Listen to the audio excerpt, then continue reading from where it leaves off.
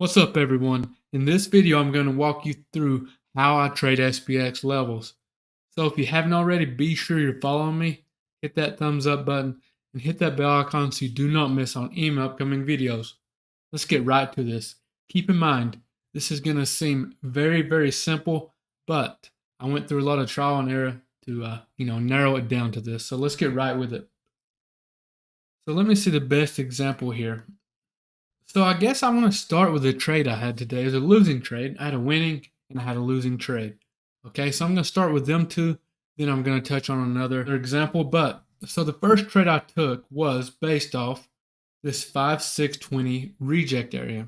So I took an early entry, and let me tell you why. I've seen signs of rejection early. When I take an early entry, I do leave a little room to add once we get to the level, but it's a calculated risk. I know my exact risk, and that does not change my stop loss if I add to my position, right? Ideally, you want to add to a winning trade, but in some cases, such as this one, I will add to my position at the key level that I was intended to trade. Some reasons I enter early are momentum loss, possible level I see on SPY line up close to this SPX level. Because when I'm trading SPX, keep in mind you can trade SPY options, you can trade SPX options, you can trade ES futures, or you can trade MES futures based off these levels, okay?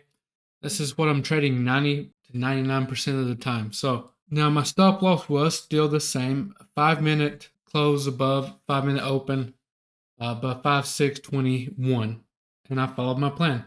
We hit that, I stopped out. Even after I added to my position, I stopped out exactly where I planned to. Now let's talk about the second trade I took. I told everyone, I said, once we break above this, this 5-6-20, once we have confirmation, I'm looking for a call entry or ES long. I really don't care if you use the 1-minute, 3-minute, 5-minute. I've noticed confirmation on all three time frames. I tend to stick to the 5-minute, but you can see this trade very nicely on the 1-minute. Let's take a look real quick. So we broke above, pull back, retest. So this would not be confirmed, right?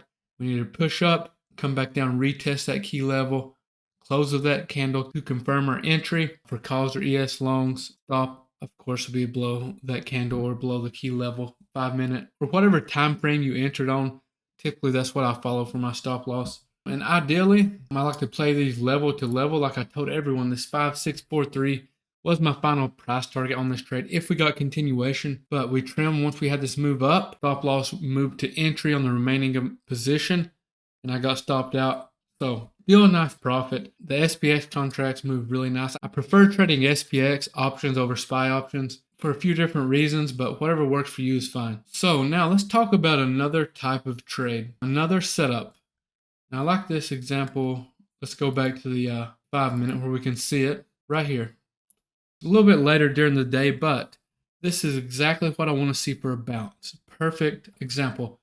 I want to see push down to this level, 5585. Keep in mind, these are just hourly, 4-hour support or resistance, areas of confluence, okay? And some whole psych numbers. Very simple, very basic stuff, but this is my go-to. This is what works best for my trading style. So our entry would be here, 5-minute close, confirm the bounce. You may have an earlier entry if you're watching lower time frame. But for this example, we're going to look at the 5-minute entry would have been here, stop down here. Ideally, again, we play it back up level to level. But in this case, this 5,600, I don't have it marked here. I do back over through here, kind of zooming in. But 5,600 would be a nice price target there. Anything above that would just be runners running to, this next level. So again, entry would have been here, stop loss here, 5,600 for a price target, that whole psych number. Next would have been that 5,620. I trade futures based off these levels a lot, ES specifically. And what works best for me if I'm trading funded accounts, such as Apex, and if you want to check them out, I'll leave a link in the description. Be sure to use code Grizzly. I tend to keep the same stop loss and same take profit on each trade. That way I just let it manage itself while I'm managing my options trades manually. It works best. Smaller size, consistent wins. With my futures account, I try to have a high win rate, right? Because it's hard to get the risk to reward perfect, especially when you're trading funded accounts. At least it is for me. But that's just how I do it. I'm sure a lot of you have your own strategy with them at this point. Let's see if we can see any more examples here we can go through. Actually, right here's a good example of a reject. A nice push up, and this goes to show it's not exact touch each time, right?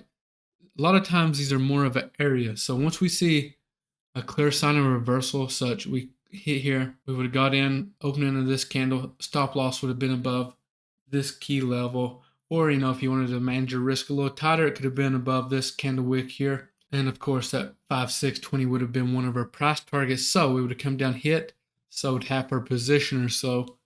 When we came back up, our stop loss would have then been at entry, right? Remember how we talked about that in the beginning?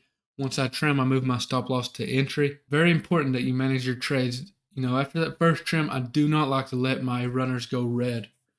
And at worst case, I set it up where it's a, break even trade. So I think I'm going to leave it at that for this video. Kind of just want to give you my thoughts on these levels. It's more just trying to help you all manage these. I know a lot of you join me over the morning on my Instagram live with creator watch list, and you see these levels daily.